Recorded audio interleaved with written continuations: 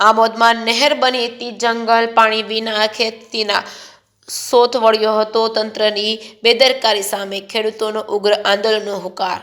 આમોદ તાલુકાના અનેક ગામડાઓમાં સિંચાઈના પાણી માટે હાહાકાર મચી ગયો છે। રોજા ટંકારિયા ગામ પાસેથી પસાર થતી આછોદ અને મછાસરા હેમતપુરા વલીપોર સહિતના ગામોને જોડતી મુખ્ય નહેર તંત્રની ઘોર બેદરકારીના કારણે ચાડી ઝાખરા અને ગાદથી ભરેલા જંગલમાં ફેરવાઈ ગઈ છે। નહેરમાં જામી ગયેલી ગંદકી અને કચરાના કારણે પાણીનો પ્રવાહ ખોરવાઈ જતા છેવાડાના ખેડૂતો સુધી પાણી પહોંચતું નથી, જેના પરિણામે હજારો એકરનો ઊભો પાક સુકાઈ રહ્યો છે। ધરતીપુત્રો વિનાશના કિનારે આવી ઉભા છે। દેણમાં ડિસ્ટ્રિક્ટની અંદાજે 16 કિમી લાંબી નહેરની જાળવણી મુદ્દે નહેર વિભાગના અધિકારીઓ સામે ગંભીર સવાલો ઉઠી રહ્યા છે। ખેડૂતોનો આક્ષેપ છે કે નહેર સફાઈ માટે કરોડોનું બજેટ ફાળવવામાં આવે છતાં વાસ્તવિકતામાં કોઈ કામગીરી થતી નથી। વિભાગ દ્વારા નહેર સફાઈ માટે પ્રતિ મીટર માત્ર 16 રૂપિયાનો દર નક્કી કરવાનો હોવાથી કોઈ મજૂર કામ કરવા તૈયાર નથી, જેને તંત્રની કાગળ પરની કામગીરી ગણવામાં આવી રહી છે।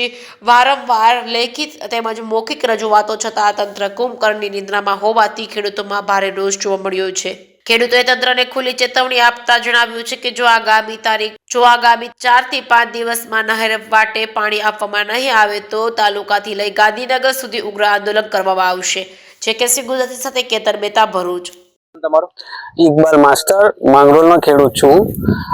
વારંવાર અમે રજૂઆત કરી નહેર ખાતાને સાહેબોને, પણ કેનાલ સાફ થતી નથી, પાણી આવતું નથી। દર વર્ષે આ પ્રોબ્લેમ છે। અમારે ખેડૂતોને છેલ્લે મળવાનો વાળો છે આ વર્ષે, એવું પોઝિશન છે। એમ બી કુદરતનો માલ ઉપરથી આ નહેર ખાતાનો આ કામ થતું નથી, એટલા માટે અમે દર વર્ષે અમારે છેલ્લે પાણી એન્ડમાં મળે છે ને મળતું જ નથી। જેવું ડેણમાં તો પાણી જતું જ નથી। અમે દરેકને રજૂઆત કરી ચૂક્યા છે, તે છતાં પણ કોઈ અમારું સાંભળતું નથી। ધારાસભ્યથી લઈને અમે કેટી પરમાર સાહેબને જેથી બધી રજૂઆત કરી તો સાહેબ એવું કહે કે મારા હાથમાં કશું જ નથી, ઉપરથી ટેન્ડર પાસ થાય તો હું કંઈ કરી શકું, એવી અધિકારીઓ બી અમને જવાબ આપે છે। હવે એનું શું કરવાનું અમારે? કઈ જગ્યાએ રજૂઆત કરી હતી અધિકારીઓમાં? અમે આમોદ નહેર ખાતું છે ત્યાં રજૂઆત કરી હતી, ભરૂચ નહેર ખાતામાં રજૂઆત કરી હતી, કેટી પરમાર સાહેબને રજૂઆત કરી હતી, ધારાસભ્યને રજૂઆત કરી હતી, તો કે થઈ જશે। આજે એ વાતને આજે 1 મહિનો થયો, 1 મહિનાથી પાણી ચાલે છે, હજુ પાણી માંગરોળમાં એક ટીપું પાણી આવ્યું નથી। આ છો હું ખેડૂત છું અને નહેર ખાતામાં 20 વર્ષથી કામ કરું છું। સાહેબોને હાથે સેવા જ કરું છું। મારે બધા સાહેબો જોડે બધાની જોડે સંબંધ છે, સારામાં સારા સંબંધ છે, પણ અધિકારીઓ એવું બહાનું કાઢીને છટકી જાય છે કે ભાઈ મેં ટેન્ડરમાં એક કામ મોકલેલા છે લખીને, પણ ત્યાંથી ગાંધીનગર અને બરોડાથી કામો પાસ થઈને આવતા નથી। એમાં જે છે કેટી પરમાર સાહેબ છે અને હમણાં નવા એક્ઝિક્યુટિવ એન્જિનિયર ઉર્વશીબેન મુકાયેલા છે, અને હમણાં બીજા એક પટેલ સાહેબ એને કોઈક નવી નિમણૂક થઈ છે, એમની મારી મુલાકાત થઈ નથી, પણ એમને મેડમને ટેલિફોનિક 15 વખત રજૂઆત કરી છે। કોન્ટ્રાક્ટર એવું કહે છે કે મને વર્ક ઓર્ડર મળશે તો જ હું કામ કરીશ, બાકી હું કામ કરવાનો નથી। હવે આ ઇરિગેશનનો સમય આવે કે નવેમ્બરમાં ચાલુ થાય તો જ ખેડૂતોના પાકને ફાયદો થાય, બાકી અત્યારે પાક સુકાવાના આડે છે, હજુ કેનાલો સાફ થઈ નથી। અને કોન્ટ્રાક્ટરનું કહે છે કે મને પૈસા મળતા નથી અને મારે ઉપરવી અધિકારીઓને મારે ઉપરવી બધાને આ પૈસા આપવા પડે છે, એટલે મને પોસાતું નથી। આ કોન્ટ્રાક્ટરનો જવાબ છે મારી પાસે, બરાબર, ટેલિફોનિક કરેલું છે। હમણાં કે પેલા કેટી પરમાર સાહેબ જોડે વાત થાય છે કે 5 દિવસમાં થશે, 10 દિવસમાં થશે, પણ હજુ એમનું કંઈ થતું, એમને કોઈ જવાબ મને યોગ્ય આપતા નથી।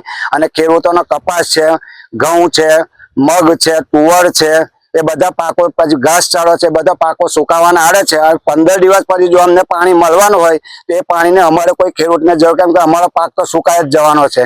5 દિવસમાં પાણી મળે ને કેનાલો સાફ સફાઈ થઈ જાય તો અમને ફાયદો થાય એવું છે, ને તો અમે ઉગ્ર આંદોલન કરીને 5 દિવસ પછી જો અમારી સફાઈ નહીં થાય તો આવતા વીકમાં અમે કેનાલો સાફ કરવા દેવાના નથી, કેમ કે એ લોકો કોન્ટ્રાક્ટર અને અધિકારીઓ મિલીભગત કરી પૈસા ઉધારી લે છે, અને પાણી જ ના આવવાનું હોય તો પછી સાફ સફાઈ કરવાનો કોઈ અર્થ નથી। અને દર વર્ષે રજૂઆતો કરવા છતાં નવેમ્બરમાં એ લોકો ટેન્ડર મૂકતા નથી, અને જે તે કોન્ટ્રાક્ટરનું ટેન્ડર પાસ થાય છે એ કોન્ટ્રાક્ટર પાસે પૂરતા માણસો હોતા નથી, અને એક કોન્ટ્રાક્ટર 100-200 કિલોમીટરનું કામ રાખી લે છે, અને પછી 50-100ની ગેંગ ઉતારીને અમુક જગ્યાએ મૂકે છે, 10 માણસો કામ કરે છે, અને એમાં ખેડૂતોને નુકસાન થાય છે। એમ દર વર્ષે ખેડૂતો 1-2 મહિના લેત જ ચાલે છે। જેવી રીતે કે મારી આછોદ માઇનોર છે, તે કેરવાળાથી બુવા આવી બુવાથી 800 ડીટોલા માઇનોર તરીકે અને ત્યાં પછી ડિસ્ટી ડેનમાં ડિસ્ટીમથી નીકળે છે અને ડેનમાંથી સીધે માંગરોળ જાય છે. એવી રીતે માંગરોળ વાળા ભાઈઓને આ જ તકલીફ છે કે એમને પાક સુકાઈ ગયા પછી દર વર્ષે પાણી મળે છે.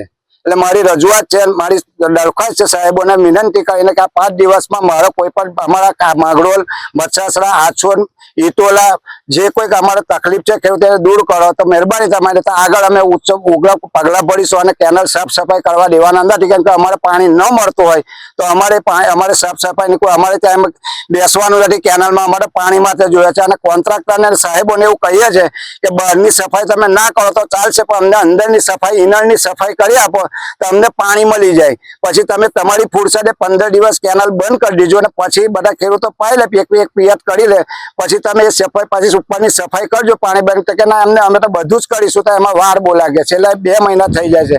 દરેક સાહેબોને મારી વિનંતી કે મારા કામ પર પૂરતું ધ્યાન આપે અને 5 દિવસમાં બધી જ માઇનોરોને ડિસ્ટ્રીક્ટની સફાઈ કરી આપે એટલી મેં વિનંતી છે.